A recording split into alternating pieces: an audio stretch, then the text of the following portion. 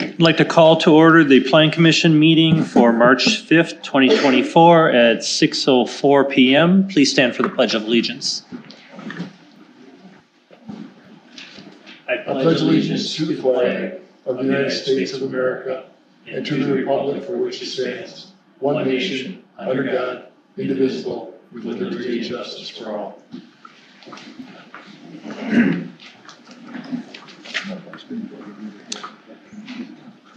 Attendance roll call.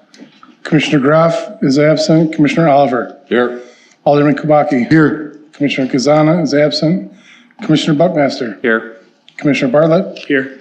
Mayor Petfalski. Here. Senator Chrzestowski. Here. We have a quorum. Thank you. Statement of public notice. The amended agenda was posted and distributed to all news media requesting notification in accordance with the open meeting laws on Monday, March 4th, 2024. Thank you. Approval of the minutes from February 6th, 2024. Move to approve. Second. Any discussion? Hearing none. All those in favor say aye. Aye. Opposed? That passes. Public hearing. Public hearing for a conditional use grant in accordance with the Muskego zoning ordinance for the purpose of allowing general warehousing in a new building located behind DJ's Lawn Sprinklers to be used for contractor warehousing and offices located at W180 S7732 Pioneer Drive, tax key number 2196.976. Anyone wishing to be heard on this matter, please, well, actually, first we'll have Adam talk, and then we'll have anyone who's interested come forward, state your name and address. All right, I'm going to just kind of give a real basic overview and get into more nitty gritty at the agenda item. So this request, as was stated, is for a new multi-tenant contractor / warehouse building on the north side of the parcel that houses the existing location for DJ's Lawn Sprinklers on Pioneer Drive. The building is just under 1,200 square feet and will contain up to 5 tenant spaces ranging in size from about 1,900 square feet to 4,000 square feet, kind of for small businesses or even some possible personal storage, just not small scale storage on this property. And a conditional use grant is required because of the warehousing aspect to the request. All right, any questions for Adam before we open the public hearing up? Anyone wishing to be heard on this matter, please come forward, state your name and address.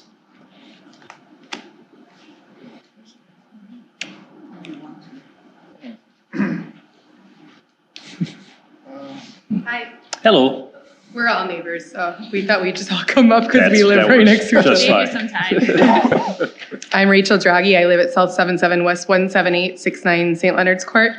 I'm Jillian Miller. I'm S76W17872 St. Leonard's Court. And I'm Jessica Scher from S77W17835 St. Leonard's Court. Got all that? All right. Go ahead. So our lots are going to be basically connected to this. So we actually just, before we even had things to comment, we were just curious as far as like noise, as far as trees. Like we just kind of wanted to know like how this would affect the values of our home. Because current state is we are already having trees falling down back there. We can already hear people back there and it's very distracting. We're already noticing it. So we're just really worried that this will depreciate our value even more. So we were just hoping to hear more details if possible and like what might be able to be done on our end or done for us. Okay. Anything else you want to state, and then I'll explain. Well, I know they talked about building size, so we're wondering, so we know there's an existing building where DJ's Lawn Sprinklers is right now. Is this an extension off of that where kind of like they keep their equipment and the parking lot is right now? Are they building off of that and an additional building? Are they tearing down the existing building and building another building? And then is it 1 level, 2 levels? Like that's another concern of ours. Also, are they going to be knocking down any of the trees back there? There's some woods. So some of the woods is part of our HOA and then part of it is, I think, DJ's property. So is that going to remain or are they going to be tearing down trees in the process? Those are kind of our main concerns. Okay, so the way public hearing works is you guys get to talk. We don't really interact besides what I'm doing now, explaining the process. Yep. However, this is something that Adam will be able to explain. It is an agenda item tonight, so stick around. We will be covering pretty much everything you're having, and questions that arise from the public hearing, he'll be able to address that. We just can't have a back and forth so much at this part. sense. So, Okay, all right, Thank you. thanks. Anyone else wishing to be heard? Come forward and state your name and address. I hope this is the right time because I see it have it on the agenda later here also. Yes. But I'm the owner of the building on West 177, 14, and 6, Pioneer Drive, the auto sales lot. Okay. This particular establishment is to the south of me, and he wants to cut that driveway there and put all of his stuff behind there. And it kind of looks like the driveway shouldn't be put in there with the way it's laid out on the plan here. Okay, so your concerns are about the driveway and access to it? Right, for what he's planning there. Okay. And there's no place to go with the snow back there. And I have pictures here where he's got it piled up right to my property line there in the back. And it's just kind of a mess that way. Okay. So these are all things that we'll be able to discuss and address when we get to that part. Right now, it's just listening to what your concerns are. So if you have any other concerns, list them now so we can address them later. Yeah, well, I guess when you get to that second part that you have on the agenda here, I have some pictures. You're and reserving the drawings. right to pipe in then? Is that what you're saying? Pardon? You're reserving the right to pipe in then? Yeah, Okay, all right, so, very good. Thank you. okay. Anyone else who would wish to be heard on this? Going once, twice, declaring this public hearing closed. Thank you. This will be on the agenda later on this evening, so we'll be talking about it more. Moving on with consent business, Resolution PC 008-2024, approval of an annual review for the Loomis Court LLC property located at South 98 West 12575 Loomis Court and West 125 South 9912 North Cape Road, tax key number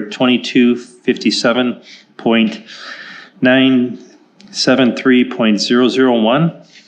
Resolution PC 009-2024, approval of an annual review for the Durham Hill Auto property located at South 98 West 12608 Loomis Drive, tax key number 2257982.002. Resolution PC 010-2024, approval of an annual review for Schaefer Snow Plowing and Grading LLC located at West 195 South 9773 Racine Avenue, tax key number 2274.998.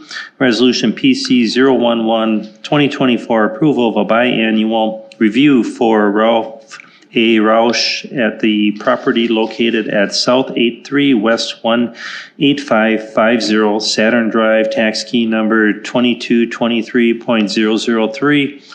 Resolution PC 012-2024, approval of a biannual review of the R.D. Meyer mini storage property located at West 145 South 6550 Test Corners Drive, tax key number 2165998.012. Resolution PC 018-2024, approval of a third accessory structure for Joshua and Mary Jean Sparks located at West 197 South 7325 Hillendale Drive, tax key number 2190.994016. Move to approve and gross. Second. Any separate considerations? Seeing none, all those in favor say aye. Aye. Opposed? That passes unanimously. New business for consideration. Resolution PC 013-2024, approval of a biannual review for the George Alex property located at South 98 West 12712 Loomis Drive, tax key number 2257.001. 984.001. Move to approve. I'll second. Thank you. Adam? Thank you, Mayor. This site contains approvals for mini storage units, and one of the conditions of this site is that do have reviews. I believe here they're on a biannual review. And the site, the way we work with these annual reviews is we do an inspection a week or so, maybe a little longer before Plan Commission. We go take a look and make sure that the site is in compliance with the site approvals that they have. This property, we went out there, there were a few items, it wasn't a lot of stuff, but there were some items on this site that were not in compliance. We did send a letter then to the owner. I was made aware today that the owner, for some reason with postage, didn't get the first letter till really late in the game, so I wanted to pass that on. But when we did go out there for the follow-up, there was still non-compliance issues, which would make sense considering if the owner didn't get the letter.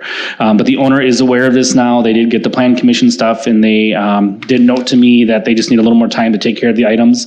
You will see in the photos, it's the photos where you kind of see the wrought iron style fencing. That's the site in question here for this resolution. And you'll just see the area that's kind of a big open area right now contains some pallets, piping, trailers, snowplow soda machines, those kinds of things.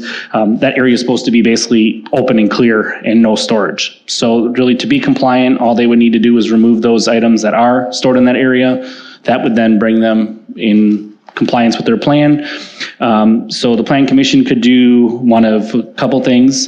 They could either approve it and just approve it with a certain time frame to say it has to be cleaned up by a certain amount of time or a citation would be issued, or you could defer it to the next meeting and just basically give us the property owner between now and then to correct it, and then we can bring it back next time to see if it's done. Totally up to you.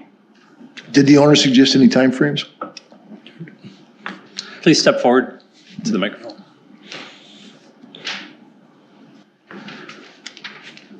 Hi, my name is George Alex, property owner. I'm in the process. The first letter came kind of late. The mail was really slow, and so we didn't get a chance to address some of the items that were on the list.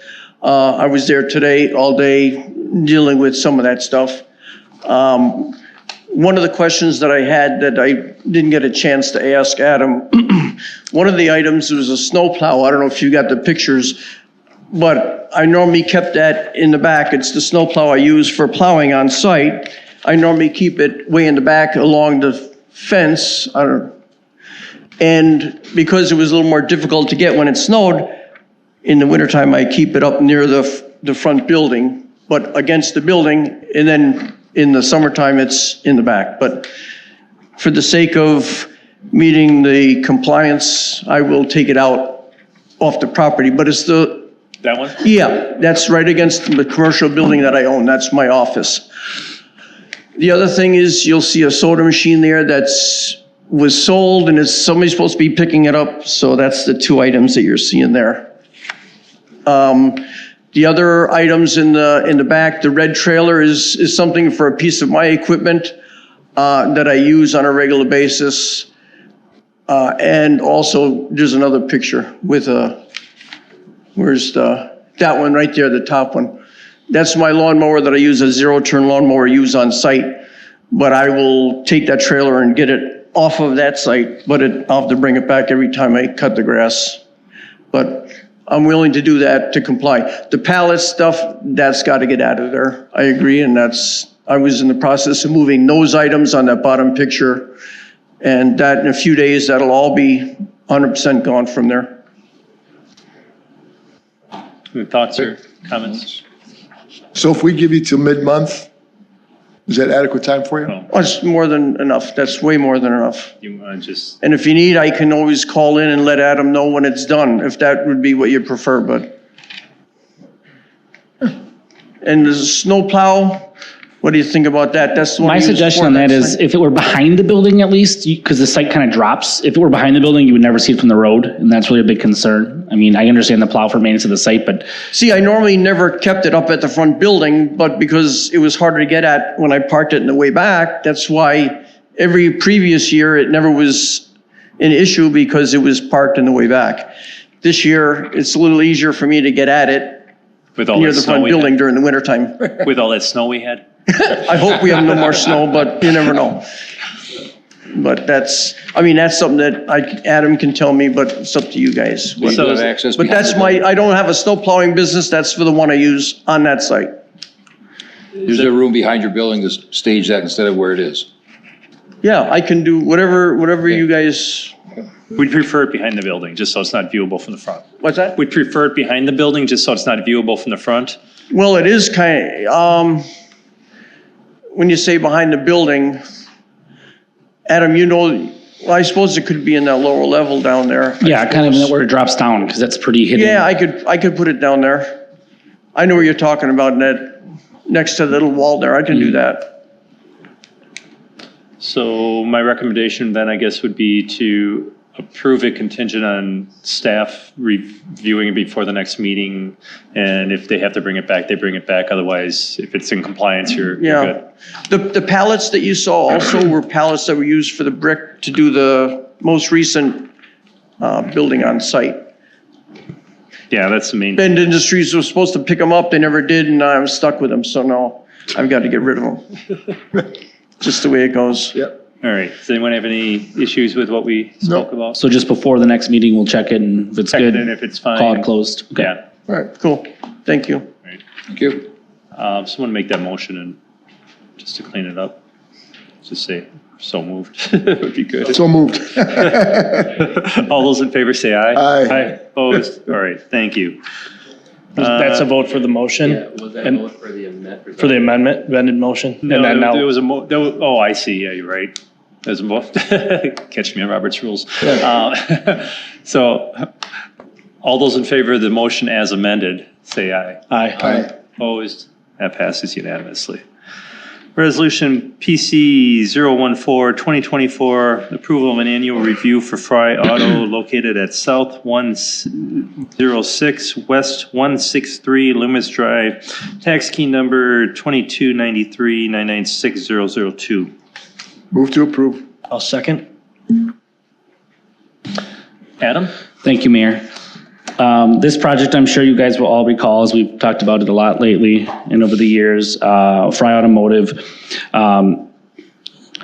There's still a lot of cars out there, as we've dealt with in the past. When we left this last time, we had to come back and I think monthly reviews and every other month and 6 months, it was back here quite a bit last calendar year.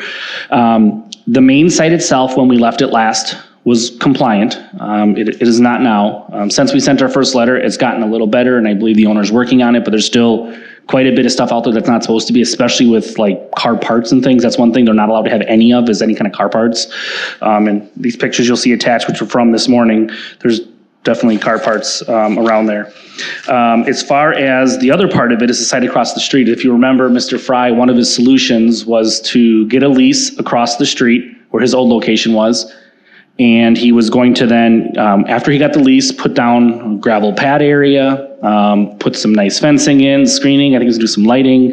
And basically all those cars that you see across the street were gonna be out of sight and out of mind, which was allowed for a limited period of time. Aaron reached out to Mr. Fry not too long ago, kind of asking for status, and I guess they still didn't have a lease, and technically those cars are not allowed to be there at all right now, and they've been there continuously.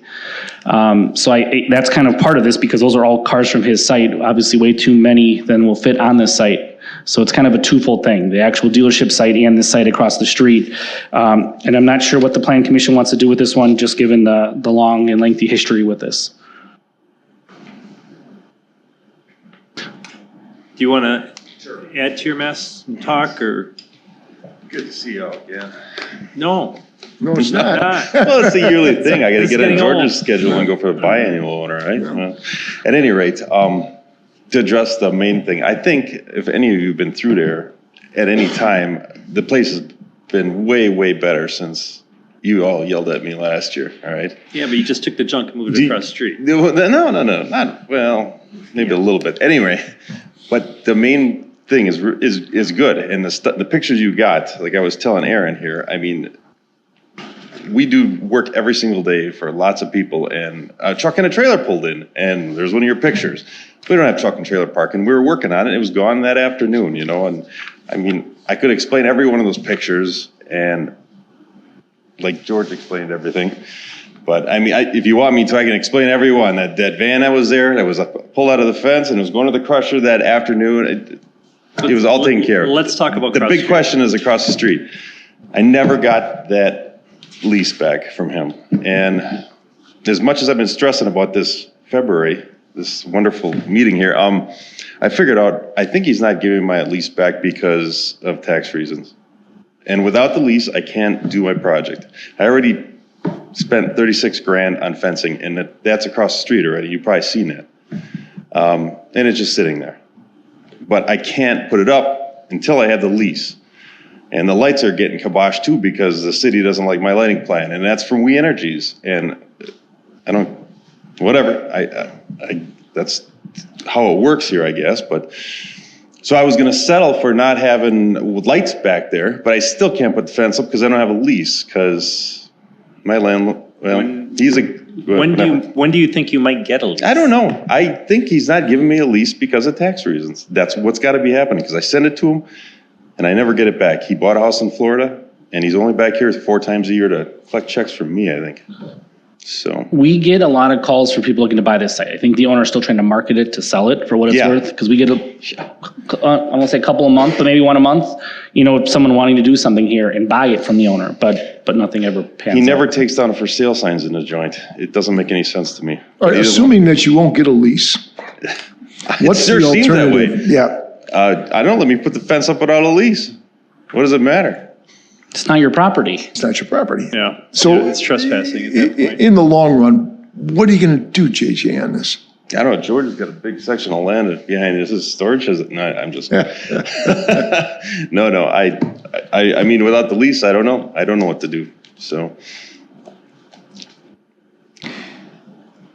You got to find, you have to have a lease. or you Well, got to have I mean, I don't know if you have to have a lease or not, but you have to, one way or another, our concerns about that site have to be addressed, which is fencing and, you know, the surface it's put on, all of that needs to be addressed. You have a lease or don't have a lease or doing it on somebody else's property, that's a civil matter at this point. And, I'd hate to see you stick all this money and all of a sudden next week saying, get off my property, which is a risk. But my concern is the eyesore that this is creating in that area that needs to get addressed one way or another. And if you're not getting answers from him, you need to find another solution then for your cars soon, because we don't want to go through what we've gone through in the past. We don't like finding our businesses. We don't like, but there's a point where,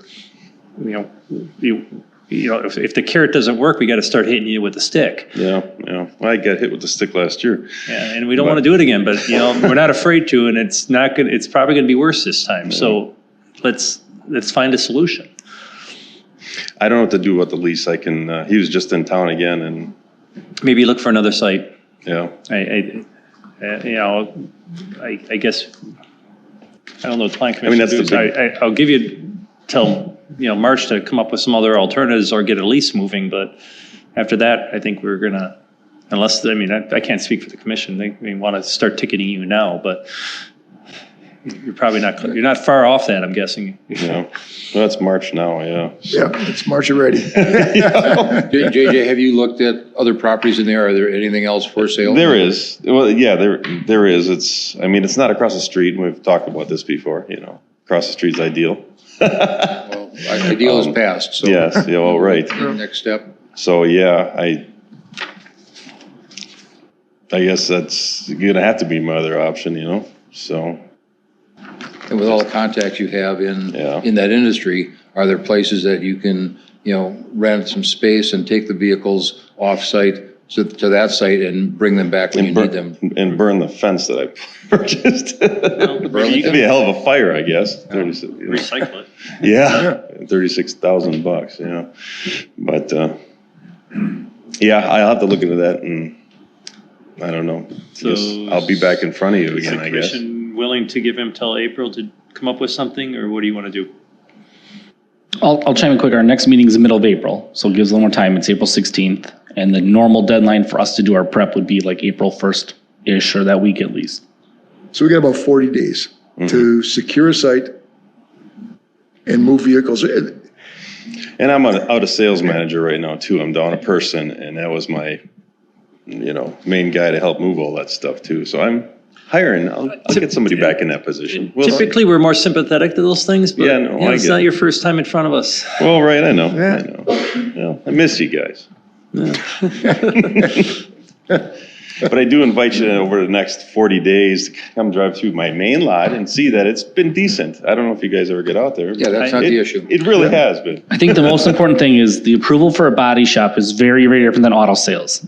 And there cannot be anything wrecked at any time. Like I said, you said a vehicle's waiting to go to the crusher. It shouldn't have been there in the first place if it's wrecked. And there's quite a few car parts, hoods, Doors truck and caps, stuff. doors. Those aren't allowed to be there ever. Not even in the fence. You're not approved for body work. So body parts can't ever be there. Yeah. That's a very different approval that you don't have. So I think that's the biggest issue in our eyes is he's doing something that's not even allowed ever. Even if it's hidden, it's not supposed to do. I mean, yeah, Aaron brought up that cap that was sitting there. It's a truck cap, and But that's I can just think part of a car. I can just think of like 50 truck caps right down the road, if you know what I'm saying. So, but we won't, but no, whatever. So mid-April, you'll I'm gonna have, have to. I got to do something here. 'Cause I know, unless I yeah. come up with at least something. we like you, JJ, we don't want to see you anymore. It's, Yeah, I get it. Yeah. All right.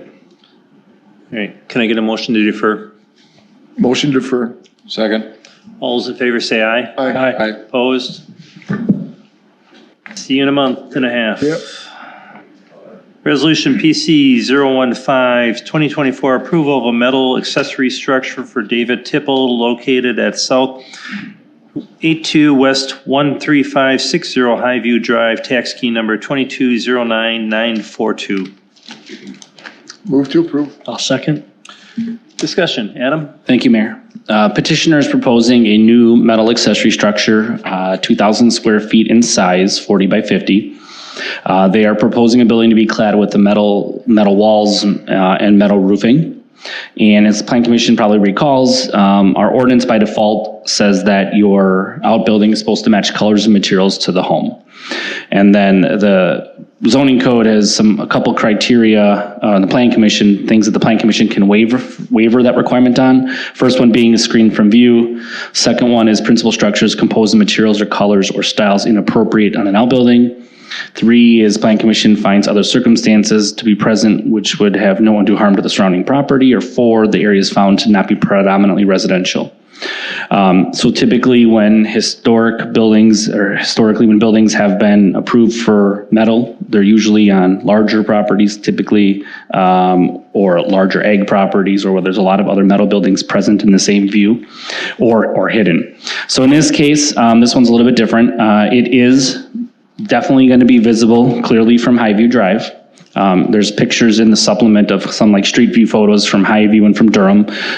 There will be some views, not all views on Durham, where it's visible. If you're heading from the south, like kind of northwesterly, looking at street view, I definitely think you'll see this building a little bit. There are some trees along the west lot line. When they're not in full vegetation, I think you'll see it. When they are in full vegetation, you won't.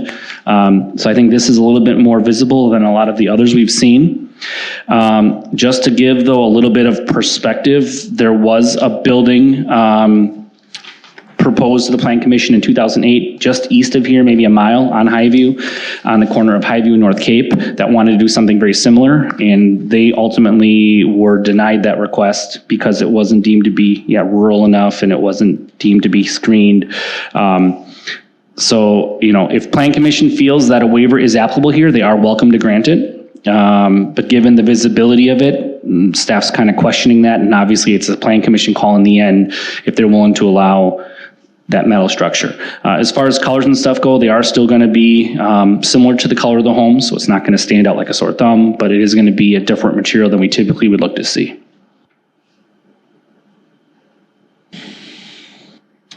Thoughts, comments?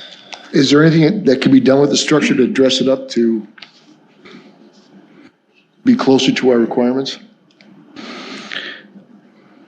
There is always the ability to do like a wainscoting or some kind of brick ledge or something on a building, whether it's a real brick or like a thin brick or something. If they were able to do something that could maybe match the color on the home. I think the home is like a stone on portions of it, if I'm correct, but some of it's like a siding material. If they were to build a pole building with pole construction and put a shingled roof on it and siding to match the house, that would be allowed by right. They wouldn't even be here tonight. So, that is an option that the code allows by default.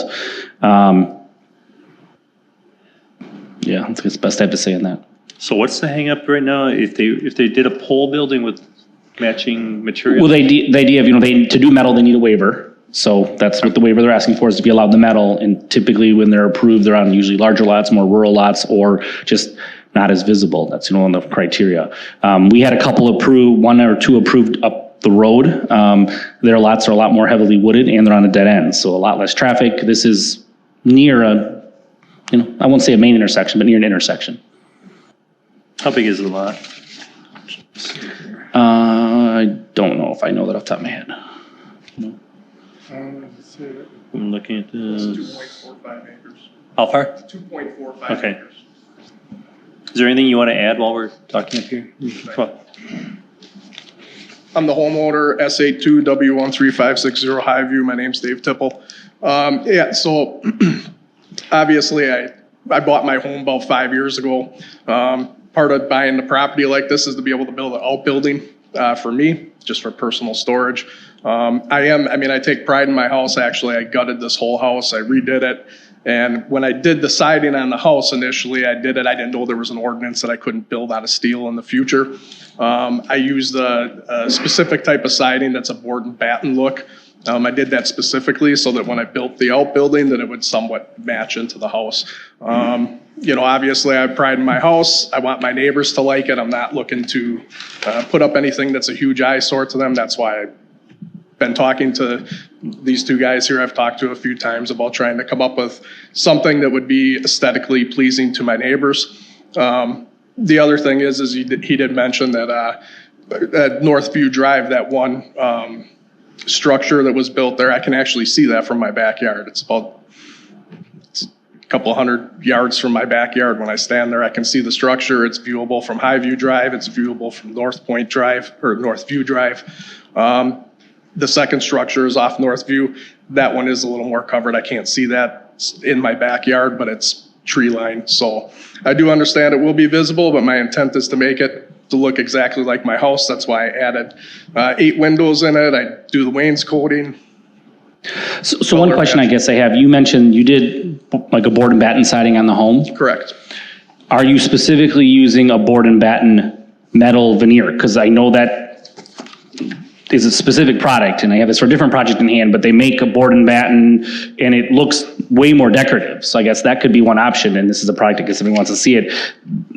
Yeah. It looks a lot nicer than just straight metal panel you see in a building. It almost makes it look like wood then, but it's still a metal product. So that might be one suggestion. Yeah, so right now I was just looking to build it out of steel. That's what I got quotes on for the project. It was just the color match it to the house, but it has a very similar appearance to that. Obviously, the reason I'm trying to go with a metal is I want it to look nice for a lot of years. Metal has come a long way as far as colors. Typically the warranties are 30 years on that. As low maintenance as I can and making it look nice for the longevity of the neighbors that live there. That's my intent, and that's why I'm here tonight. I hope you guys consider giving me the waiver. Thank you. Would you be willing to get a quote on a board and batten type of metal structure? If that's my only option, yeah, I would. I don't know that it has a much different appearance than that, but they're very similar looking. But if that's what it would take, yeah, I'm not opposed to it, I guess. And this is probably a bigger topic for the Planning Commission in general, as people are asking, we're having more and more metal buildings requested, some approved, some aren't, or some people choose different material. That now that there are, maybe if you want to use the word, more upgraded, aesthetically looking metal materials, maybe that's something we, in general, want to think about more. I would agree that when these ordinances designs were originally drafted, metal was a whole different product than it is today, but if you'd be willing to get a quote on that, maybe we can defer to the next meeting and make a decision then. 40 days going to kill you? It's not the best. Yeah, never is.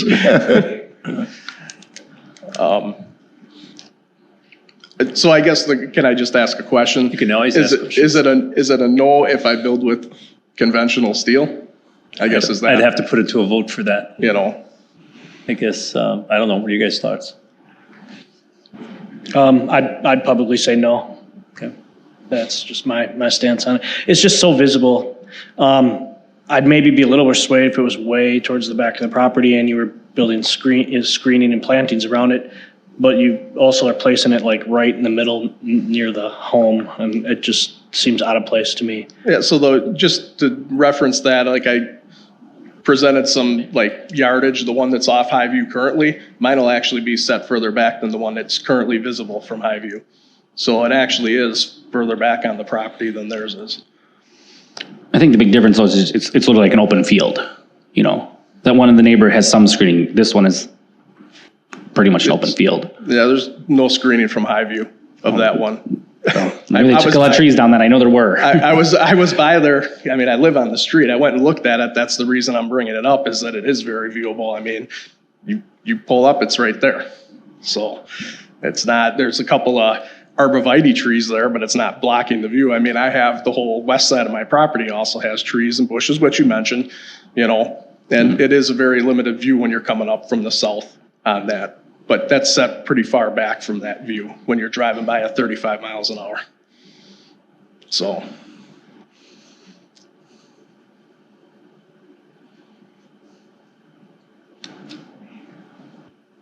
Thoughts?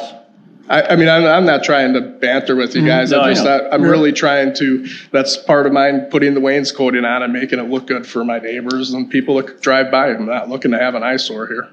With so many other properties we've done in the past, not for this particular example, but and we've asked for some type of landscaping. Is there anything with this particular property that landscaping can be done, some type of trees, you know, to defer, you know, You can always ask for that. Concerns are, well, it's a living screen that can die. Who knows how, I mean, I'm not as concerned with Mr. Tipple here as maybe keeping it up, but you know, he could sell that property tomorrow. You know. This is my forever home. That's why I'm here. That's why I'm building this. Mr. Buckmaster?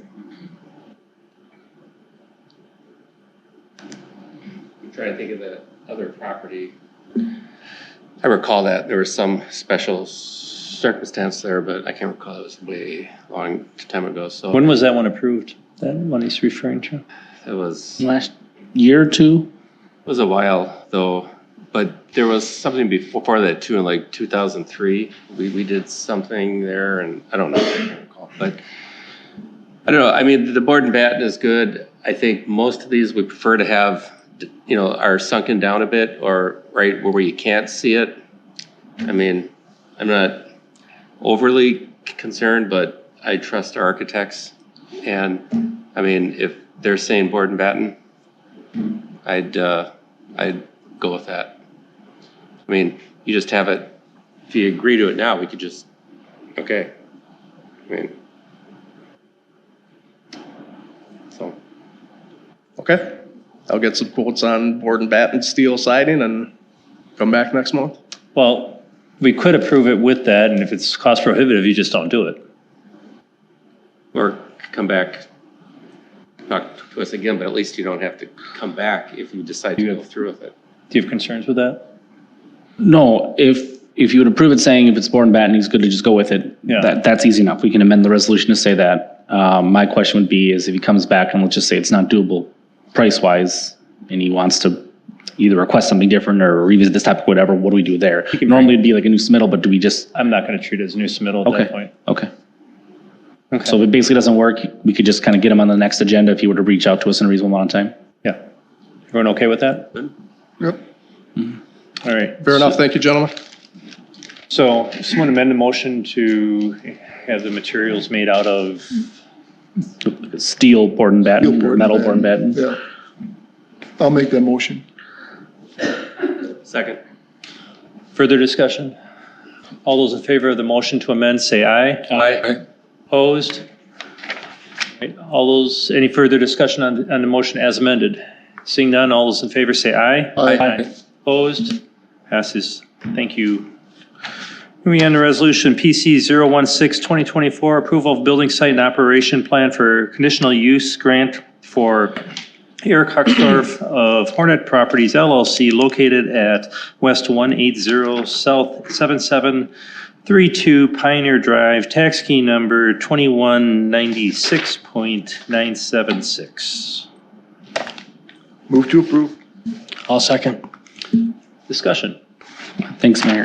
What I'll do is I'll kind of go through my overview and then I'll kind of hit on the items that came up during the public hearing at the end if they kind of haven't been ready. So as was mentioned before, this is a new building that's going to be located separate from and behind to the north of the existing DJ's Lawn Sprinklers building. So it was the area that was formerly the park storage yard and then eventually DJ's Sprinklers storage yard.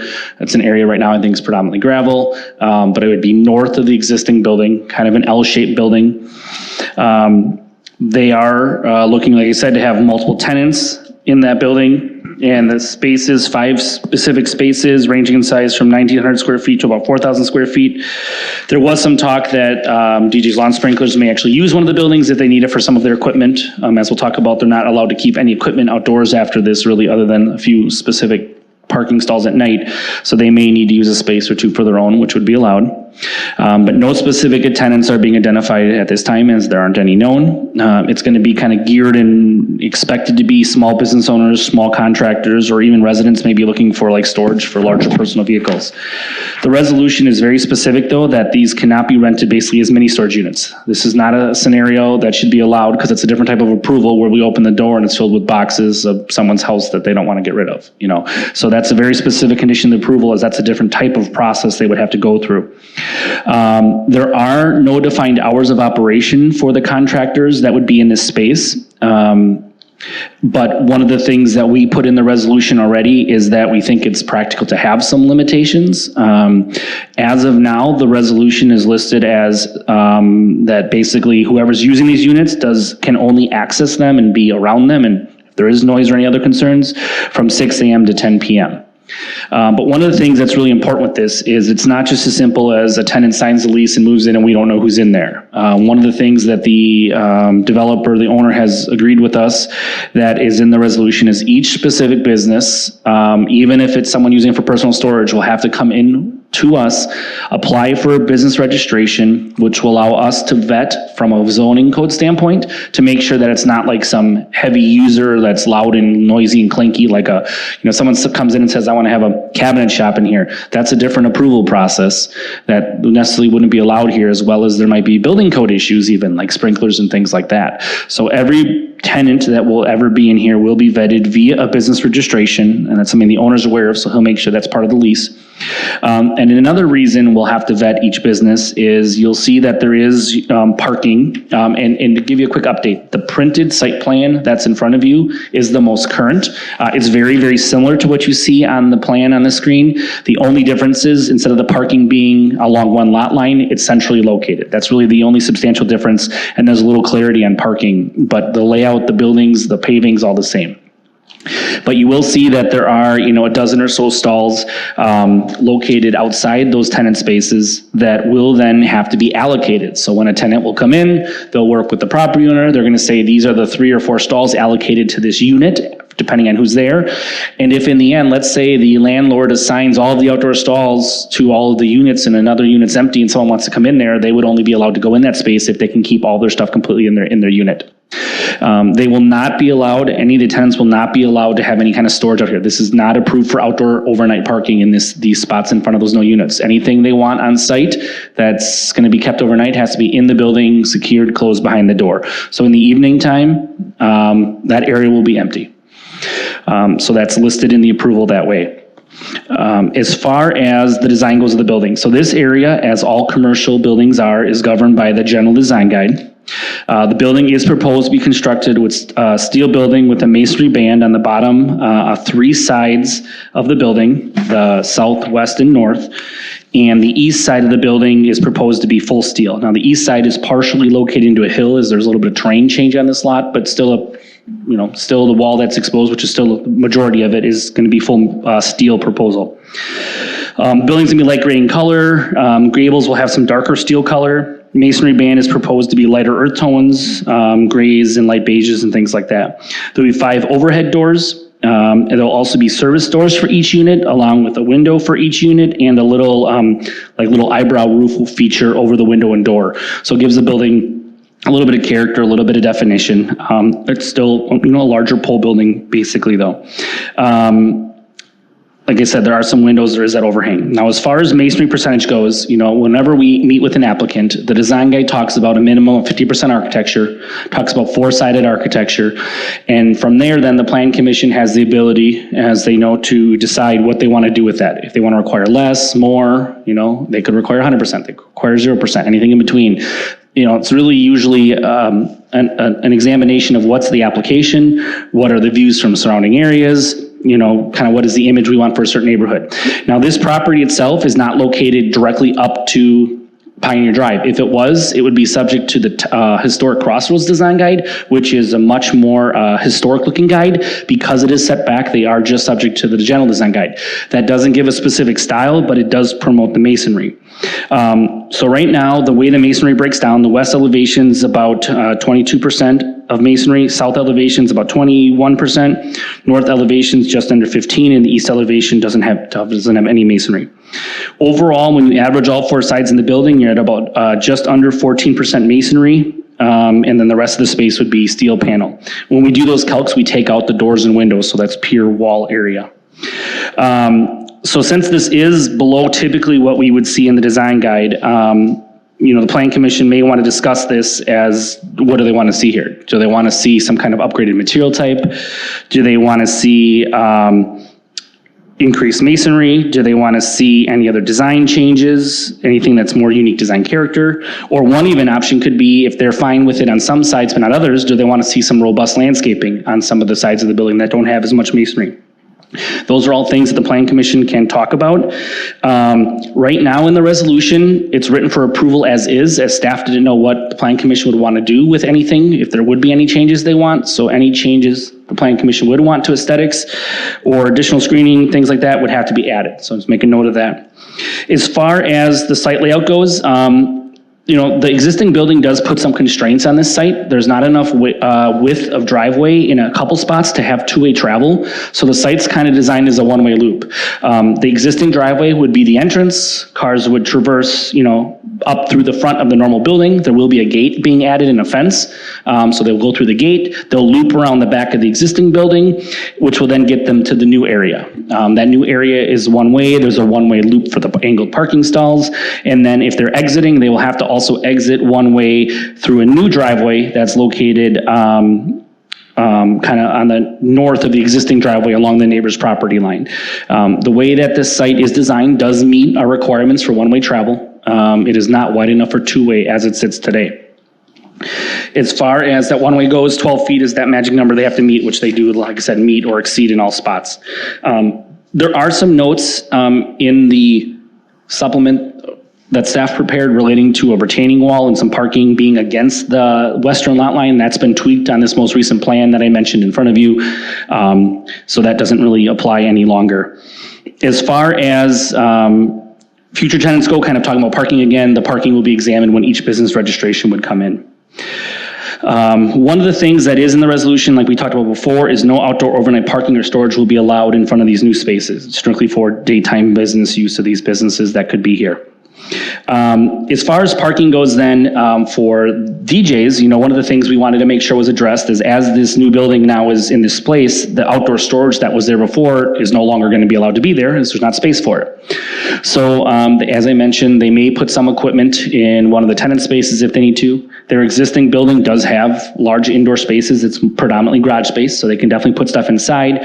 And then the plan that's in front of you does account for more ample employee parking, and there's an area that specifically identifies 5 overnight stalls that could have like work trucks of workers that drop them off at night or something like that. So based on the revised plan that's in front of you, Staff is confident 13 parking stalls for employees and 5 additional for those night vehicles, in addition to the indoor options. The owner believes that's enough. We believe it's enough. If parking would ever become an issue negatively, as we know, the Plan Commission can bring that back at any time. But I think this revised plan on the table in front of you is going to cover the existing business needs that are out there. The resolution does note that no other trailers, vehicles, equipment, machinery other than those 5 outdoor stalls can be stored outdoor anywhere on site at any time unless they're like actively loading, unloading, those types of things during the daytime. One thing the design guides talk about in these areas is talk about enhancing parking areas with groupings of trees. So one of the things that is in the resolution right now, but the Plan Commission may want to discuss and could remove if they didn't like it, but in design guides does talk about landscape islands, typically every 10 stalls, or if it's less parking than that, less, landscape islands at the end. So if this were like a commercial parking lot in that new area, we would typically look to see landscape islands at the end where the hatched areas are. The resolution currently recommends, or requires, I should say, those islands to be installed. Plan Commission can discuss that if they want, and if they want to take it out, they could. Another item relating to that is curbing. Normally on curbing on sites where they're doing new paving or redoing paving, that is in a more developed area, which I would definitely call this area more developed. It's not rural by any means. That curbing is typically required along all driveways. Now, curbing can be aesthetic. That's one item. Curbing can help keep people where they need to be. For an example, as cars bend the corner to exit, those spots can sometimes be troublesome with people, trailers cutting the curb. Curb could help that. And the idea of there could be stormwater questions, and stormwater can help be handled by curbing too. So right now the resolution is listed to require curbing. Plan Commission can discuss that if they want to, and they could remove it if they wanted to. As far as parking goes, one of the things that's noted is parking is supposed to normally be 10 feet from a lot line. As we look at the homes to the east, there's no new parking by the homes to the east. The building is going to be the blockade that's going to block the parking from those homes to the east. But to the west of there, there is the auto business, the gentleman who spoke mentioned, as well as there's kind of 2 residences, multifamily, I think they're rental units or whatever it may be, a couple residential units there. So one of the things we're recommending is, since they aren't proposing a 10-foot offset, I think they're proposing a 5.5-foot offset, is denser screening, or if they want to do some solid fencing. The design guide talks about something at least 4 feet in height so that he's blocking headlights. So we are recommending that there be some screening along that western lot line adjacent to those other homes. Specifically, the homes was our concern, the residences, and that is in the resolution already. If Plan Commission disagrees, they could take that out. As far as fire department, one question came up just regarding fire department access. We have seen a preliminary drawing that showed a fire truck being able to traverse the site with meeting all their specs and requirements. But the fire department will have to do a final review, and that's a condition of approval before permits would be issued. As far as dumpsters and outdoor storage, the applicant has stated that all the lease agreements will require that any kind of garbage or refuse containers for the tenants will have to be in their units at all times, obviously except for pickup. And same thing for DJs, since they're not allocating any enclosure, any kind of dumpsters, garbage bins, anything has to be inside at all times. And that's also listed in the resolution. Now, one item is that there is an area kind of on the northeast corner of the building that's listed as DJ's outdoor storage area. I don't know exactly what the intent of that area is as far as what type of storage. It is not proposed to be screened at this time, but the standard answer for staff is screen any outdoor storage. So staff is recommending, and the resolution does require, if there is going to be any outdoor storage there, to be screened. Given its location, I think fencing would be the only thing that would make sense, as landscaping wouldn't really fit in that area. So that's currently in the resolution also. Plan Commission can discuss. As far as general landscaping, they are doing a little bit of landscape improvements along that new fencing that's going to be installed along the front parking lot of the existing building. There's going to be a planter bed and some arborvitaes, but one of the things that we mentioned, as I said, that there is screening we're recommending being required along those homes on the west. And then going back to the architecture question, especially on the east side, if the Plan Commission were to allow this building to remain as is with all the metal on that east side, one solution could be some decent sized, densely spaced trees, if that's one option, which could maybe address some of the neighbors' concerns. The neighbors, as they mentioned, they have their houses, and behind their houses is an HOA land. It is not any kind of conservancy preserve. It's not a conservation subdivision. There are trees there, but trees die, trees catch diseases. I'm sure none of the homeowners or the HOA would ever remove them on purpose, but trees go away. And the typical policy with screening is usually the person that's requiring the screening to be there is the one that does the screening, meaning that typically this site should handle its own screening unless the building's amazing enough that no one cares to look, is okay looking at it. So that's something that may need to be talked about further, but the resolution currently talks about screening along that east side of the building from those neighbors to the east. As far as the details of the landscaping, that would all be worked out before building permit time, and there's some notes that any kind of other outdoor material, whether it's transformers, HVAC units, generators, anything like that has to be densely screened with landscaping also. No signage is proposed right now, but any signage will have to meet our signage requirements. As far as lighting goes, they do have a photometric plan. It's pretty good right now. There was a couple questions in a few little spots. We'll double check that at building permit time. And we just are reiterating 0-degree tilt fixtures, full cutoff. And if they did any freestanding lights, 6-inch concrete bases or less. As far as mechanicals go, the only mechanicals that were identified to us for the new building were some internal units with an exhaust penetration from a ceiling hung heater. Not knowing what that will look like, we worded the resolution to state that these vents, if they're anything more than a residential size roof stacker vent, they're fine. If they're any bigger than that, they'll have to be screened from view in some other way, including any other kind of HVAC devices, electrical transformers, meters, louvers, exhausts, or any kind of mechanical units, whether it's ground, wall, or roof mounted, will all have to be screened, as with any other new commercial site. As far as water and sewer will service this because each unit has a little office and a bathroom, so that's not an issue. There are utilities in the area.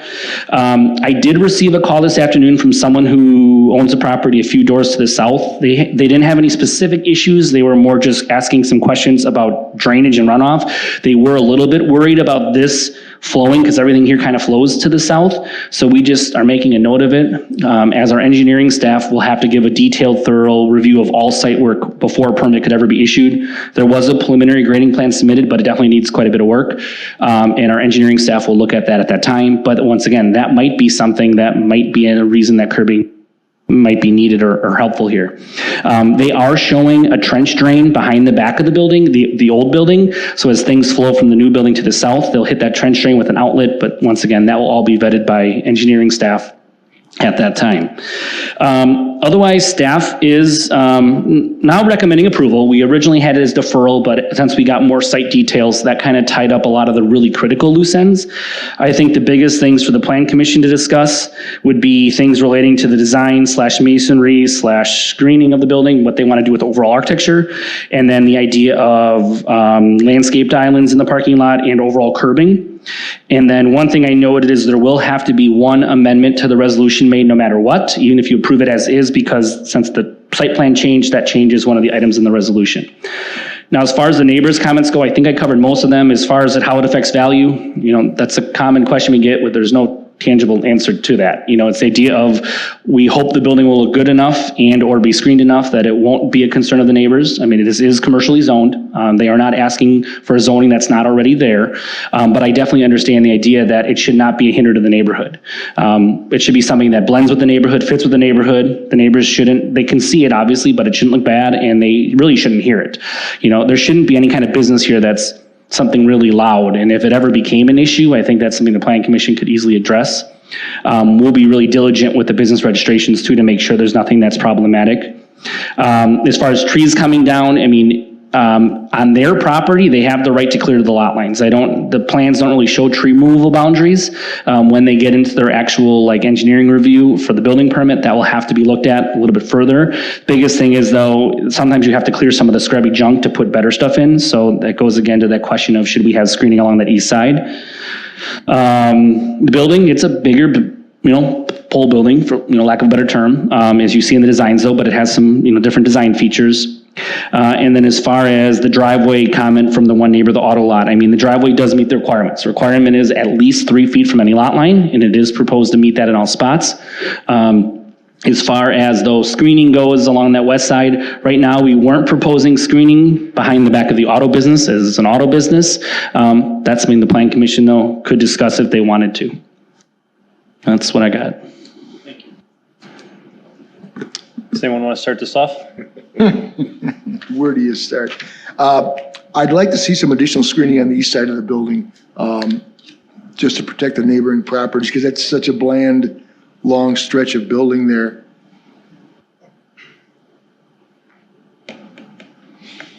And my recommendation would be to make that part of the building not bland. If you're doing it on 2 or 3 sides of the building already, make it uniform, for all view, from residential area or commercial from the front. Just to clarify, you said in regard to the landscaping aspect? No, the building itself. The If you building, look at the finished drawings, materials? all the fascia of the building itself, I think should be uniform all the way around because it's visioned by all people. One thing I wanted to add on that note, that board and batten comment that just came up, the reason I had this board and batten here was an earlier rendition, we worked with the owner quite a bit back and forth to get to where we got, but we knew there might be a little more room to grow yet. But to get to this point, one of the things that was suggested before the masonry was proposed was the idea of doing like a metal board and batten product. That was removed from the request once the masonry was added, but that might be a suggestion. Once again, as I think we all agree, it looks a lot more decorative, that if it's gonna be metal and there's gonna be a lot of metal, is it maybe better to have it a more decorative metal? So just food for thought. Yep. I'm wondering about almost, it seems like we are gonna need curb and gutter. Not sure that, and then the drainage. Not sure I understand that completely yet. The northeast part of the site is higher. A lot of the existing southern part of the site drains pretty much straight south. You can see on the existing topography. A lot of the new stuff, and I'm assuming this based upon the grading plans we have because they're pretty basic, are gonna probably go south-ish, south-southwest to that trench drain behind the existing building, which then will discharge west. But, one of the things that isn't allowed is they're not allowed to drain to adjacent properties. So whether it's with swales or storm sewer or curbing, there'll have to be something to make sure that no water is flowing in any direction, north, south, east, or west, off the property, with the exception of the southern existing parking lot, because that's where it already goes and not really doing anything there other than striping. So how do we deal with the curb and gutter? When is that clear? Because I can kind of see like 75% thinking we're going to need it. It's in the resolution already, isn't it? Yes. To actually have it. Staff's direction when we meet with someone, if they're in a non-rural area and they're doing new paving or redoing like a whole parking lot, we're always going to always encourage it, as it keeps things neat and clean. It keeps people where they're supposed to be. It prevents rutting. That's our mentality. And it has a stormwater site. It's one of the concerns that you kind of brushed over a little bit was refuge. I've rented places like this. I've had small businesses for 30 years. I don't see any scenario where it works out in the long term where they're going to keep keeping their garbage internally, unless it's some office. But these are going to be set up for, quite honestly, these can be set up to be an ideal place for my business. Quite honestly, and you're going to need a dumpster somewhere. I'd feel a lot more comfortable if we found some place to have a screened dumpster area on this site. Dwayne Sweeney, Horner Properties. I have 20 of these units in Waterford, and anybody that wants a dumpster, we have wheel dumpsters inside. And then on pickup day, they wheel them out in front, pick them up, and they wheel them right back inside. And that works long-term? Yeah, we've had them for 3 years now. It's not been an issue, so. Where in Waterford do you have that? Highway 36, the industrial parks that they were building, right by Equitable Bank. Okay. Dairy Queen, right over there. And I'll concur because I've had my business for 20 years and I do that every day, every week, same roll-off. All right. Yeah. God, what a pain. Yeah, but it keeps it clean. Yeah, I know. I think the hard part here is if there was any chance it had to be outdoors, where do you put it? Because the one way makes it super tricky site. If you had two way, it'd be one thing, but you literally would have a garbage truck driving around the entire parking lot, around the entire building, every time there's a pickup, which I don't even know where it could work, unfortunately. And the simple fact is, if you have too much refuge or too much recycling, they just do more pickups a week. You just contract, it costs them more for the contractor to, pay for the service. But you can get pickup 5 days a week if you need it.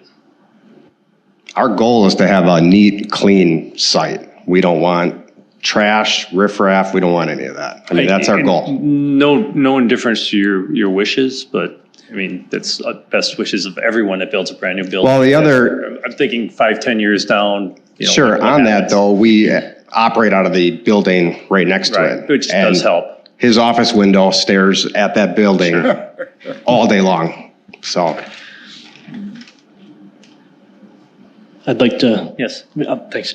One of the things that, and this is not normal, I don't know that I've ever seen this come up.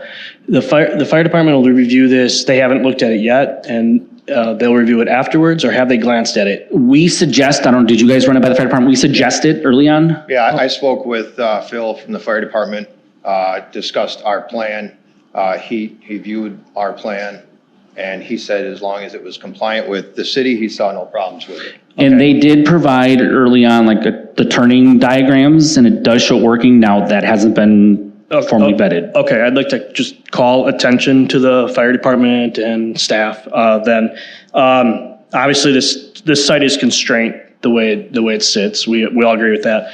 The other thing that I believe is it's not a sprinklered building. Is that correct? Okay. So they're over the required distances by the commercial building code for hose access around this building to fight a fire, and there's no other streets that are available. So, in the fact that storage, and we're going to store inside with garbage, I consider this a higher fire situation than normal. I've never brought this up, and I've been on planning commission for a long time.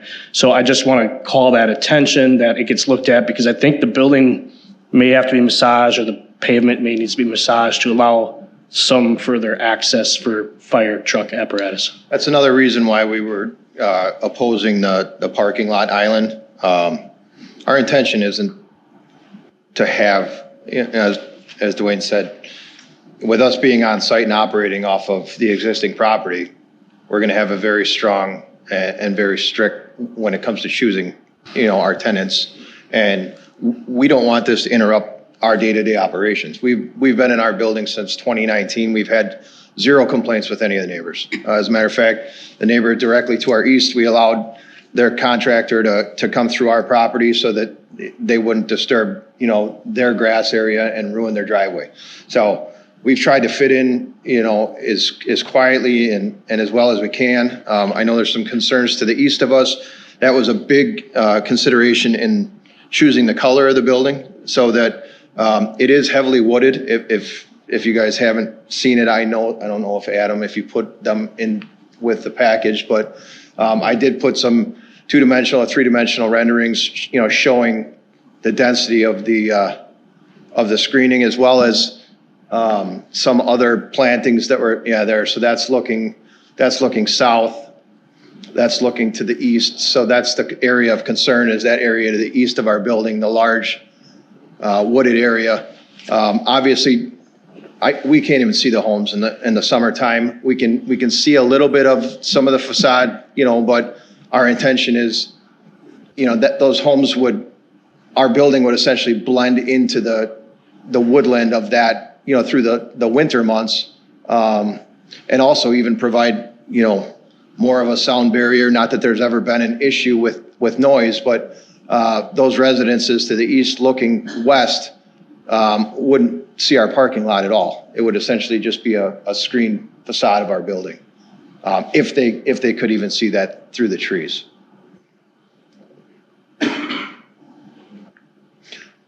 As far as the curb and gutter, if you wouldn't mind if I address that. Our intention in talking with our grading contractor is that he doesn't believe that stormwater would be an issue with the direction and the elevations that we're dealing with. Actually, the thought process is that we can improve the existing stormwater issue. Everything seems to sheet drain from the backside of Johnny's parking lot, from north to south as is. We've kind of redirected that. We have the large, grass area out front as well, which is what we're considering phase 2 of some future things. But the new building, will allow us to split, so that we're taking some of the stormwater to the east of our building. The intention is the grading contractor feels we can bring it down the east side of our building. Our thought process is working with the city, with whoever we need to work with on that far south east corner, and potentially putting in some kind of a berm, for lack of a better term, to make sure that we direct it to the west. There is an existing storm drain that runs along the south side of our property, and it goes down to a storm inlet on the southwest corner. There's a storm basin right there. So our thought process is, if we can work with whoever we need to work with to stop. I know it's been an issue of that water, and it's not just us, it's the property to the east of us. It's all of that just comes down. So our thought process is, realistically, we can correct some of the existing issues already. Curb and gutter, you guys listed as an aesthetically pleasing. The reality is that no one is going to see it other than us and our tenants. We don't feel that it provides enough of a benefit to have to overcome the cost of it, because it's only going to be aesthetically pleasing to us as well as our tenants.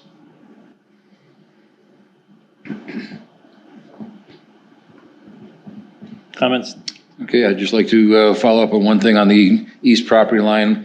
Unless these are evergreens and they don't lose all the branches and leaves and whatnot, I can't imagine that they're being dense enough that the properties to the east of you could not see the property. I would think that maybe something in a landscaping plan might be required to do offset evergreens so you have the density where that property wouldn't be seen by the east residences. May I address that, sir? Sure. On this drawing, you can see some of the evergreens that were placed in. I'm assuming that was before our time. I'm assuming because they're on the HOA property, they were probably put there with the intention of screening, as well as the large, white pines or evergreens that are to the back side of that property. We would certainly, putting stonework on that entire back facade, it's not going to be visually pleasing to anyone. There's nobody in that neighborhood that will ever see and appreciate the stonework along that backside. Having said that, we'd be more than happy to explore the option of putting any kind of arborvitaes or evergreens, for lack of a better term, to break up the facade of that wall without question. I think the key with that would be the density, spacing them 10 feet apart doesn't do anything. So that would be the key back there. It's also a sound barrier also with the density of the trees.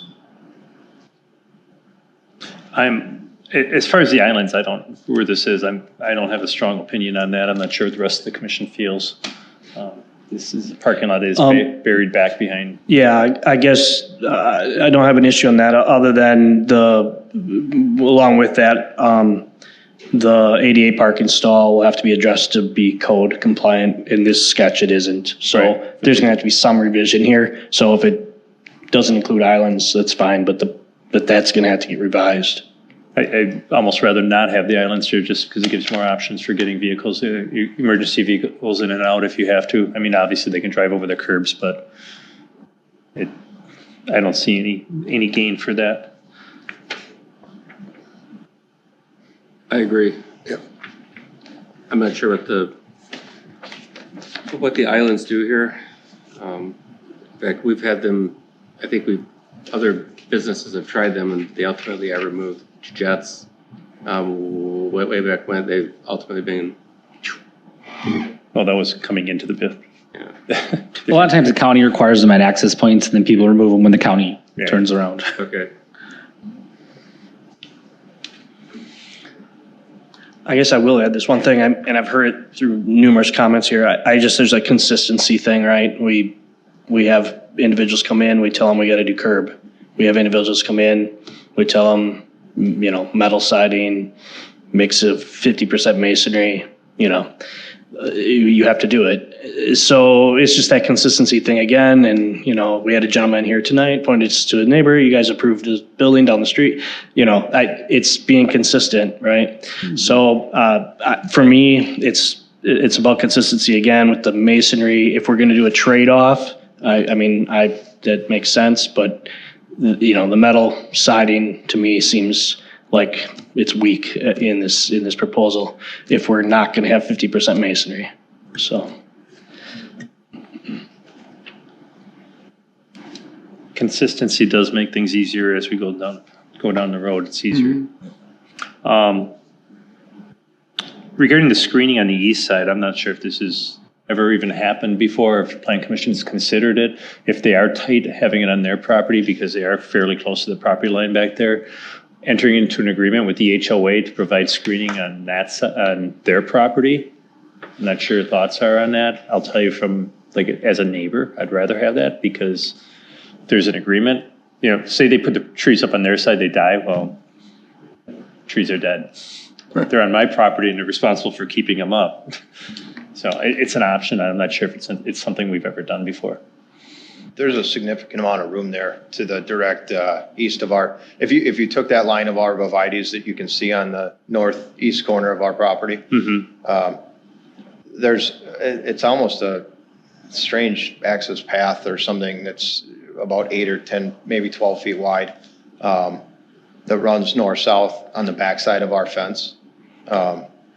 If the HOA would want us to plant them in that area, I mean, obviously we would plant or maintain what they have. I guess that's kind of what I'm, the rule, the plant or maintain what they have. Maybe they're fine with what's there already.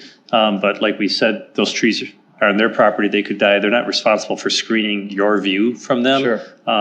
It's just another thought. And we always encourage, one thing we did encourage here was talking to the neighbors ahead of time, and we just didn't have that chance yet, but that's usually a really critical step is either they sign off or what are some of their wish lists just to make it easy. Right. 50, I don't know how 50%, and it's not even that I'm opposed to the 50% masonry on the exposed sides, but from an aesthetic standpoint, I think that general number of 50%, I don't know that you could make the facade of our building look appropriate with a 50% architecture of masonry. I think it would, I mean, if you went halfway up the building, it would look ridiculous. I mean, you would be halfway up the windows, or you would be, do you understand what I'm saying? I don't know how, and I would be open to suggestions, but I don't know how you make that look visually pleasing. Regarding that, well, I guess so. I was just going to say the area to the west, we're open to that screening as well. We actually proposed that. We just didn't have it in our landscape plan available at the time of submittal.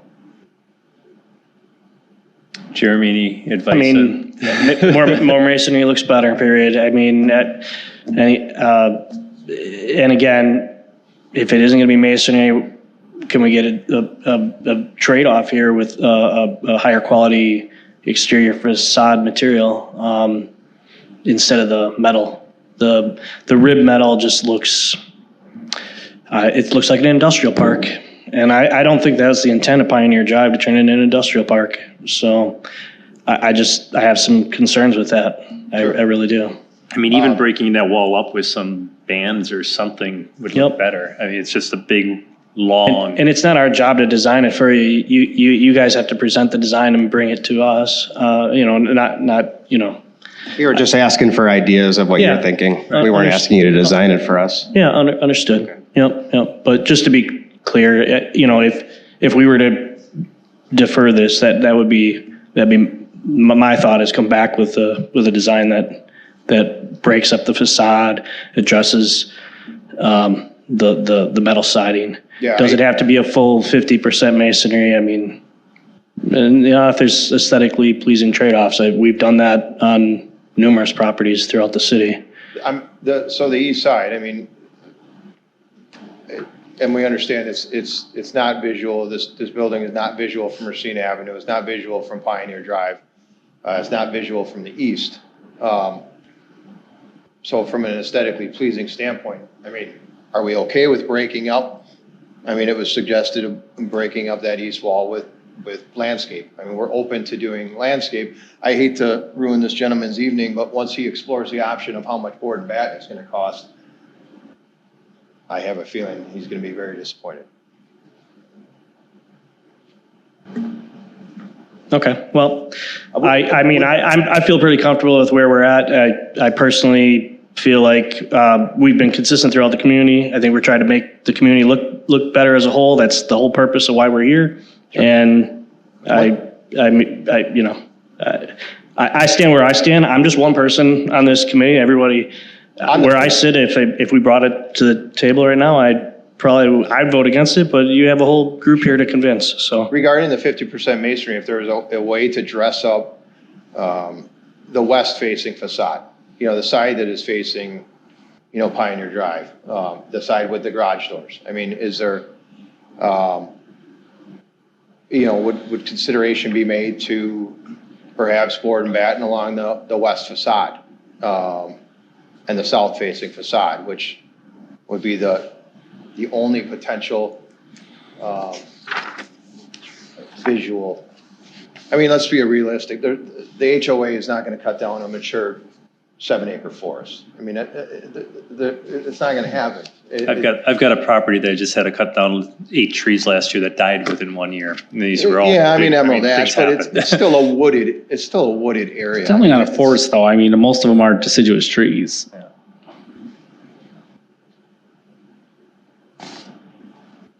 One thing I think we would be very open to putting additional evergreen screening along any sides that the council feels that would be beneficial to break up a facade. We're open to that. I just don't see how adding masonry to other sides. So to kind of move this along, where are you guys at as far as the aesthetics of the building? Do you comfortable with where it's at? Do you want to see them come back with some other options to kind of break it up or increase the masonry? I'm not as concerned with the building at this point from your conversation. I'm more concerned about, blocking the view from anybody else that shouldn't be having a look at something that's not appeasing to them. You've got investment in your property, everyone else around you does also. So we want to, be harmonious with everybody, and I think you do also. So I would just suggesting that some type of landscaping plan, if that solves the problem and the side of the building is not visual, I don't care, and I would vote for it. Alderman Kabaki? Also, the east side of the building concerns me. Either dress it up somehow or landscape it somehow. I think your suggestion of doing something on the west and the south elevation is a good idea too. I do like the curbing only because it controls the water a lot better than having no curbing at all. Okay. Commissioner Buckmaster? I agree with the curbing. Still anxious to see the engineering plan for the drainage, but I think I understand it. Yeah, Scott will, him and his team will do a thorough view on that. It's not reviewable yet. It needs a lot more work before I can review it, but. And then building aesthetics? Yeah, on the aesthetics, I'm gonna have to agree with Jeremy here. I think we need to be consistent, and I guess there would be some openness if you could show landscaping that the vision was not right, where you didn't require it, but yeah, I'm leaning more toward the consistency part too. So if this, so I would be in favor of deferring it, or I would be a no right now. Okay, so what I'm seeing right now, at least the majority want to see some aesthetic options. I think they may be open to some screening options from landscaping, but I would come back with a couple different things. Probably should have a landscaper actually do a landscape plan, not, you know what I mean? I'm sure the site plan can do basics, but actually have someone that can give specific species, planting heights, diameters, spacings. That becomes real critical in these kind of things. Curbing, I agree with Alderman Kabaki and Commissioner Buckmaster. I think it's a good idea in this spot just because it is so tight. I'm concerned about runoff. And having some photos this time of year when there isn't any foliage on any of these trees and bushes back there now. Yeah. To give us a better visual of what it actually looks like in February and March. I included some, do we have any of the winter pictures, Adam, that I don't know if they're in the packet. We do have some, and if you're okay, sometimes we kind of stitch things together. Would you be all right if we came by sometime next week or two and just kind of did Aaron and I and just kind of went around and take some photos? Are you okay with that? Yeah. I'll probably stop as well, so if you're okay with that. Yeah. we have the ability to show a landscape plan. They did give us some, they're not in here. And it did show some views. I think there's a couple spots we want to get a little wider view on to kind of see the big picture. Yeah, you're not that far off. I mean, I know you're frustrated, you want to walk away with an approval here tonight, but this is normal. Right. So, Right. just want to make sure, we're cognizant of what the neighborhood wants and trying to get you to be successful in your business as well. Right. Would the board in Batten be taken into consideration as part of the 50% masonry? So originally we came to you with I think so. It was architectural panel, right? So we that what it came was? to you with the design guide states, masonry or architectural panel. So my understanding of an architectural panel was something nicer than steel. So that was why we presented, it was literally labeled on the cut sheet as board and batten architectural panel. So in the design guide, I guess there's a little discrepancy there, but we moved on. We accommodated with masonry. So I guess my question would be, I don't see how more masonry on the facade of that building. Would the council consider if we went to board and batten in lieu of making the entire facade of our building stone to accommodate a 50% masonry, would the board and batten be considered an architectural improvement, and would that percentage be considered towards the masonry? I guess since I was one of the more vocal people, I would say yes. I believe strongly that board and batten looks way better than the metal that's proposed right now. There's other high-end metals like you talk about. Correct. But yeah. Okay, good. So You're talking about in addition to the masonry, correct? Not in lieu of? Well, I guess what I I'm wanna make saying sure that we're all on the same page. an architectural trade-off is what I'm saying. If they come in and they can present a board and batten siding that works aesthetically pleasing with the masonry that you have proposed, keeping the masonry at least what you have proposed. Yeah. Okay. And going from there. And just to be clear, in lieu of adding more masonry, correct? Correct, in lieu of adding more of than what we see today. Right. Yeah. To be able to accommodate the lack of the 50%, I guess is the question. Correct, yes. Yeah. Correct. Okay. I'd be okay with So that. is it your recommendation to table it till next month, or? Till the next meeting, yeah. April 16th. I mean, you can work with staff in between, obviously, and I think Adam and Aaron should do a good job of getting you pretty close to what I think they've got a pretty Yeah, good sense please of feel what free to we- bounce it off of us. Sure. And just check in again with the fire department. I mean, again, they have full say. So if they are looking at this and they can fight a fire safely, and even though it's outside of what the actual international building code says. I had a great conversation with Phil. Okay. And it was fine. But of Okay. course. We can throw out the site plan too, to have our building inspectors take a peek at it when normally they wouldn't yet, and just double check with Phil too, to make sure we're all getting the same story. Okay. Has there ever been a extra gate put in off of an ingress property so they could, for the fire department, have a lockbox on it in case they had to come through from the north, to get to that property for any fire?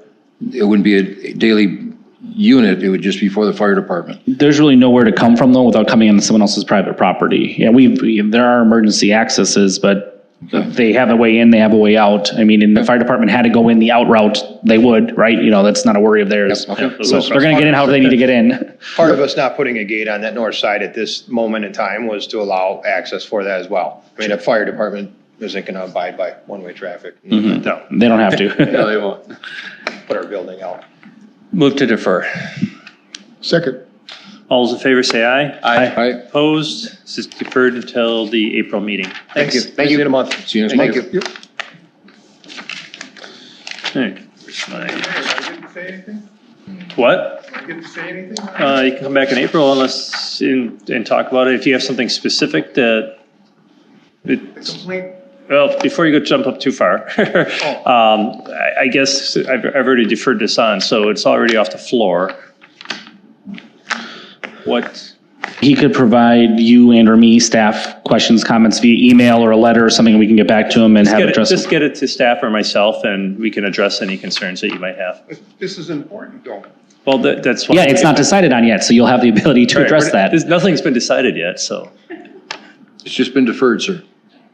Pardon? It's just been deferred. No It was decision was made. It was deferred, no decisions made. It'll be on the docket again next month. Your option is to wait around for 15 minutes and just tell us, okay? We have to follow some decorum here. Moving on, Resolution PC 017-2024, approval of a building site and operation plan amendment for Mark Knudsen of Pop's Kettle Corn located at South 79 West 18927 Janesville Road, tax key number 2225987.004. Move to approve. Second. Discussion? Thank you, Mayor. This is a proposal for Pop's Kettle Corn, their new production facility, which is located on the back half of the AutoZone building behind Walgreens and Culver's, for those of you that don't know. This is kind of their headquarters, and this is where they do their production. What they're looking at doing, because of some changes with their pantry site and then taking over this site, they are seeking approval to park some vehicles on the southern portion of their site. They do own the site. They're not a tenant. It's like a condo building. So they do own the property. They have included pictures of all of the specific items that they want to screen, as well as the plan showing how they want to locate these. And basically what they do is they'd be doing some new striping to facilitate some trailers, the fire truck that they have, pickup truck, box truck, so basically vehicles that they need for their daily operations. This would kind of be the new home base for them, as well as a van that would be kind of parked in front of the garage door in front of the building. As far as drive aisle sizes go, there seems to be plenty of space looking at the plans as far as travel, as it's even set up for one way, so it's a really wide one way. So we have no problem with this. We're just recommending that it be properly striped to ensure that the vehicles are where they need to be. And the vehicles themselves, you'll see in the pictures, are neat and orderly and not beat up or dilapidated. So they're just kind of looking to help centralize this stuff. And as such, they're requesting this approval. The specific number and quantity and types of vehicles in this approval are all that would be allowed here. Questions, comments? Hearing none, all those in favor say aye. Aye. Opposed? Passes unanimously. Resolution PC 033-2023, reconsideration of approval of a rustic structure designation for Brian Hrin located at South 99 West 20523 Parker Drive, tax key number 2280.999.021. Move to reconsider. Second. Discussion. So, couple things. Last meeting, to get you, most of you were here, but not all of you. I don't think all of you were here. We had numerous, and it wasn't even last meeting, we've been going back and forth on this for months. Ultimately, Plan Commission denied his request for conditional use for his accessory structure, for his rustic structure. So it was an outright denial of that. One of the concerns I have is our existing ordinance doesn't really have like a step process. Typically you would Criteria, maybe? Yeah, you'd have criteria listed like A, B, and C, and then you would get it. The crux of bringing this back is, as you'll see further under miscellaneous business, is, I can pass this along. Mr. Wren has filed lawsuit against us,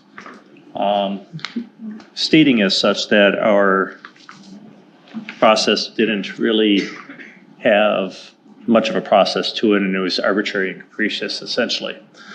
So my recommendation would be to bring this back for reconsideration, which we are doing right now, with the and approve it with the following restrictions. And now I got to find my list.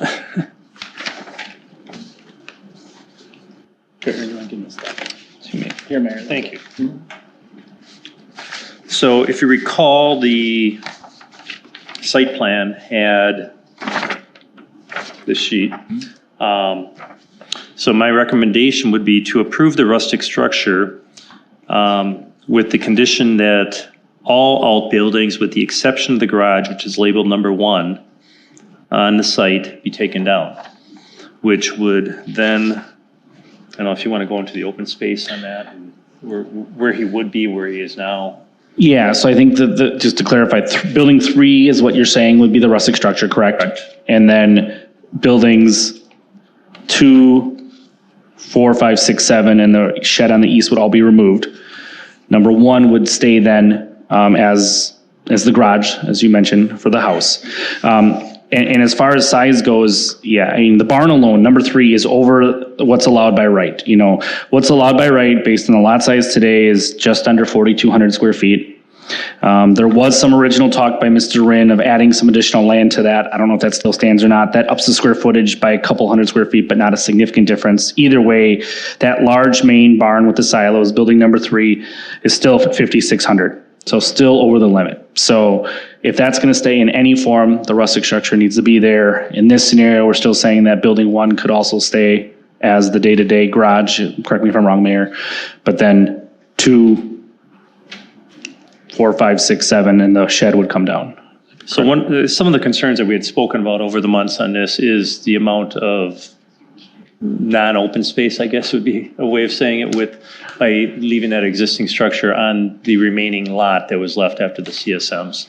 So this would clear off the lot and get it within at least 1,000 square feet, or roughly 1,000 to 1,300 square feet of what our ordinances state. It doesn't get us into compliance, but if it got us into compliance, he wouldn't need our approval. So this is kind of like the trade-off that I'm recommending that we do. If you were to keep 1 and 3, as you mentioned, you're about 2,100 over what's allowed. If he doesn't add that additional land, if he would still choose to add the additional land, which he can do completely independent, it's probably like 1,800 or 1,900 over. So yeah, it's less over. Thank you. Yeah. And a further condition on this would be he gets a demolition permit for the buildings that need to come down within 6 months and has all of them completed within 24 months. Now, I don't know if doing this is going to do anything with the lawsuit. They still may go forward. But I think we're well within our rights to approve a conditional use with conditions and reasonable conditions. And I think they're reasonable because they do address within some tolerances our open space ordinances that are already on the books. Discussion, thoughts? It's a trade-off. I'm willing to go for it. It's a trade-off. Going forward, I'm pretty sure we will be looking at our ordinances going forward and making modifications, but we got to deal with the laws we have in the books now. And this doesn't have any consideration of the properties being sold or not being sold, Nope. like we discussed before. Right. There's If a he time wants to limit. add to this property, to maybe, he'd have to add a great deal to keep one of the smaller outbuildings that, then he'd be in compliance, but Okay. he would have to add quite a bit to keep any of those, I would think. I'm fine. So, Mayor, do we need to then amend? I'm assuming, we brought it back, but then amend with those changes that you mentioned? yes. And that's So what's if you guys are in okay front of with you. that, we have a amended resolution in front of you. I would need a motion for someone to make the amendments as listed. I'll move to make the amendments as listed. Second. Discussion on the motion to amend? Hearing none, all those in favor say aye. Aye. Opposed? Passes. Any further discussion on the resolution as amended? Hearing none, all those in favor of the resolution as amended, say aye. Aye. Opposed? Passes unanimously. Thank you. Moving on, miscellaneous business. Reminder, the April Plan Commission will be moved to April 16th. If you can't make it, we are short. I notify this under, I guess I'll just notify you. Commissioner Gazana did resign his position today. It's just getting too many conflicts with his job, so that position is open. Hopefully I'll have somebody before then, but if I don't, If you guys can't make it, it's just important to just let us know ahead of time because I don't. For the April one? Yeah. Yep. And then the notice of the receipt of the summons and complaint for the Brian Bryn versus City Muskego Plan Commission. I passed out copies. If you guys want an individual copy, let me know. You can take it with you. Otherwise, a motion to adjourn would be in order. So, second. All those in favor say aye. Aye. Opposed? We're adjourned at 7:42. Wow.